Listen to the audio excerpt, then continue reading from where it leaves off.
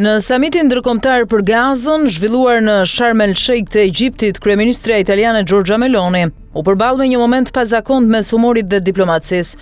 Gjatë një bisede të shkurtër me presidentin turk Recep Tayyip Erdogan, i cili është zotuar ta bëjë Turqinë vend pa duhan, ky fundit e sfidoi Melonin që të linte cigaren. Duke shumë mirë, por duhet lësh duhanin, i tha ai, ndërsa të pranishëm buzëqeshën kryeministri britanik Keir Starmer dhe presidenti francez Emmanuel Macron. Meloni, e njohur për stilin e saj të drejtë për drejtë, ju përgjigj me batut "nuk dua të vras dikë". 48 vjeçaria ka pranuar kohët e fundit në një libër autobiografik se ka rifilluar pirjen e duhanit pas 13 vitesh ndërprerje. Ajo ka treguar se ky zakon e ka ndihmuar në krijimin e raporteve më të afërta me disa lider të huaj. Përfshirë presidentin tunizian Kais Saied, me të cilin shpesh ka ndarë pushime të shkurtra gjatë negociatave diplomatike. Në të njëjtin samit, Meloni mori edhe komplimente publike nga presidenti amerikan Donald Trump, i cili sapo kishte mbërritur nga fjalimi në parlamentin izraelit, ku e quajti atë të bukur përpara gjithë delegacionit ndërkombëtar. Trump shtoi me ironi se ky koment mund të anulonte pjesëmarrjen e tij për seksizëm, por nuk i interesonte. Të dy udhëheqësit kanë zhvilluar marrëdhënie të ngushta politike që prej rikthimit të Trump në shtëpinë e bardhë me Melonin, që shërben shpesh si ndërmjetëse e qëndrimeve mes Bashkimit Evropian dhe SBA-ve për çështje si lufta në Ukrainë dhe tregtia transatlantike. Për te episodit të cigareve, Meloni shfrytëzoi samitin për të dhënë një deklaratë të rëndësishme mbi qëndrimin italian ndaj lindjes së mesme. Ajo njoftoi se Roma po afrohet drejt njohjes zyrtare të shtetit Palestinës pas arritjes marrëveshjes së armëpushimit mes Izraelit dhe Hamasit.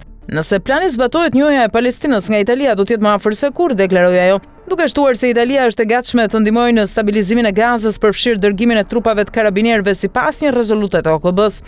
Rasti Meloni tregon se si diplomacia bashkëkohore shpesh lëkundet me spektaklit personal dhe përmbajtjes politike.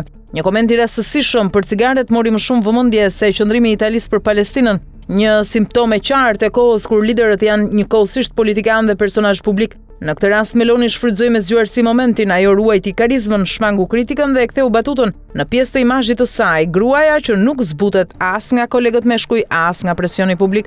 Megjithatë, pjesa thelbësore e samitit mbetet vendimi i Italisë për t'u afruar me njohjen e Palestinës. Kjo lëvizje vendos Romën në një pozicion delikat midis aleancës euroatlantike dhe ndjeshmërive të lindjes së mesme. Nëse Meloni e përmbush këtë zotim, do të jetë një ndryshim i rëndësishëm në politikën e jashtme italiane që tradicionalisht ka ndjekur vijën e kujdesit të diplomacisë vatikanase dhe të NATO-s.